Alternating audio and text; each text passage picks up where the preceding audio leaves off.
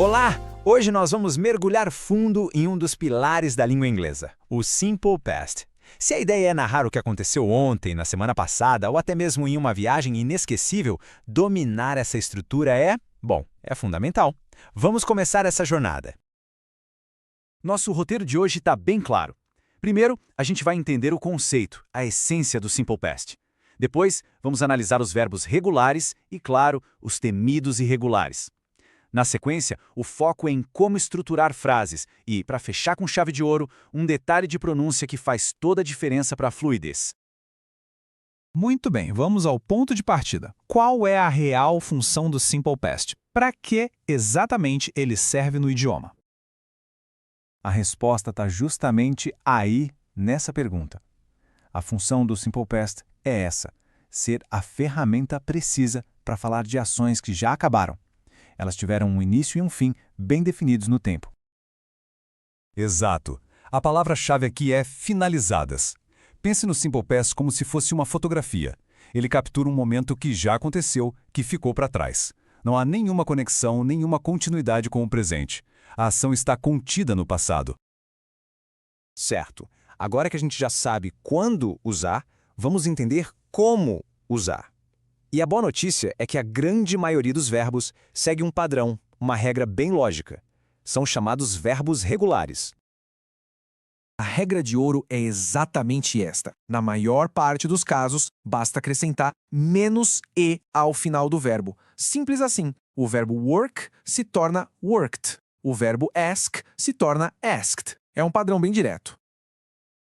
Mas claro, existem alguns ajustes ortográficos importantes. Esse quadro resume tudo. Se o verbo já termina em "e", como like, a gente só adiciona o "d". No caso de stop, que tem aquela sequência CVC, consoante, vogal, consoante, a gente dobra a última consoante para manter o som. E com o Y é interessante. Se tem uma consoante antes, como em study, o Y vira menos IED. Mas se tem uma vogal antes, como em play, é só adicionar o ED normalmente. São detalhes que garantem a grafia correta. Ok, já vimos a regra. Agora precisamos encarar as exceções, e elas são muitas, os famosos verbos irregulares. Dominar essa lista é, sem dúvida, um salto de qualidade rumo à fluência.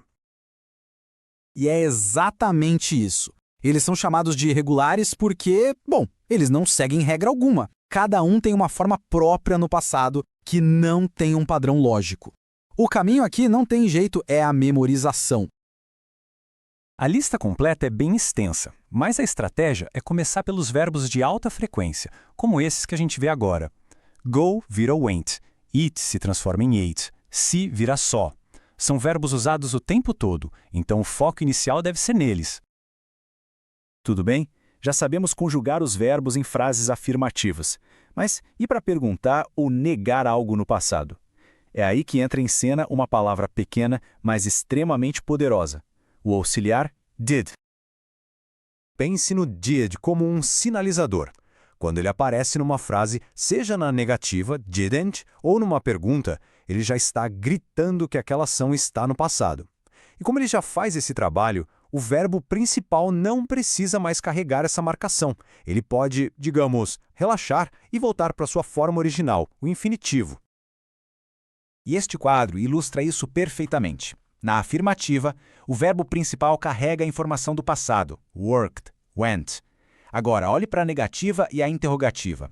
O did assume essa função e o verbo principal volta a ser work, volta a ser go.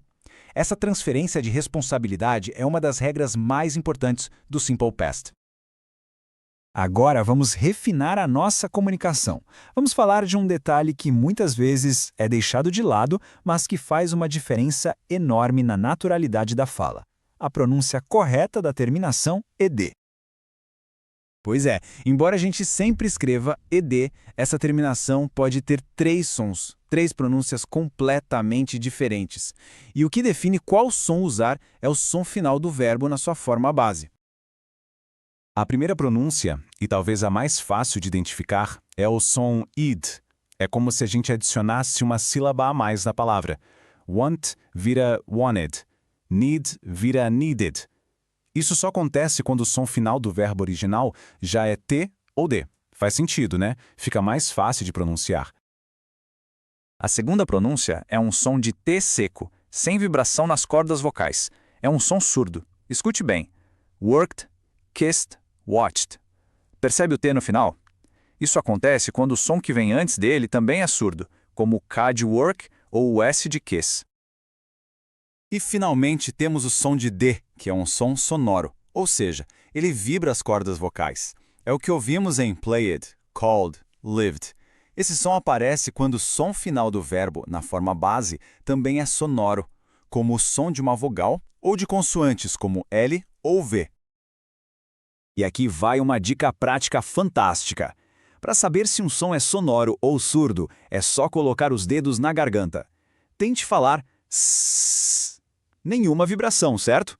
Agora tente z. Z. Sentiu vibrar? Pronto, o S é surdo e o Z é sonoro. Esse teste simples resolve a maioria das dúvidas. Ufa! Vimos bastante coisa. Então, para que tudo isso se fixe de verdade, vamos fazer uma síntese, um resumo dos pontos essenciais que abordamos. Se for para resumir tudo em 5 mandamentos, seriam estes. Primeiro, use para ações acabadas. Segundo, a regra geral é o ED, com atenção à ortografia. Terceiro, irregulares precisam de memorização. Quarto, o did é o chefe das perguntas e negativas. E quinto, a pronúncia do ED tem 3 variações. Dominar esses 5 pontos é o caminho para usar o Simple Past com confiança e precisão. Para encerrar, fica aqui uma reflexão. Qual é aquele verbo irregular que parece nunca entrar na cabeça? Pensar sobre isso é importante, porque identificar a própria dificuldade é o primeiro passo para superá-la. Talvez seja a hora de pegar esse verbo e criar vários exemplos, praticar ativamente até que ele se torne natural. O aprendizado consciente é a chave. Obrigado por assistir e não se esqueça de deixar um like para ajudar o canal. Se não for inscrito, se inscreva e qualquer dúvida deixe nos comentários. Até o próximo vídeo.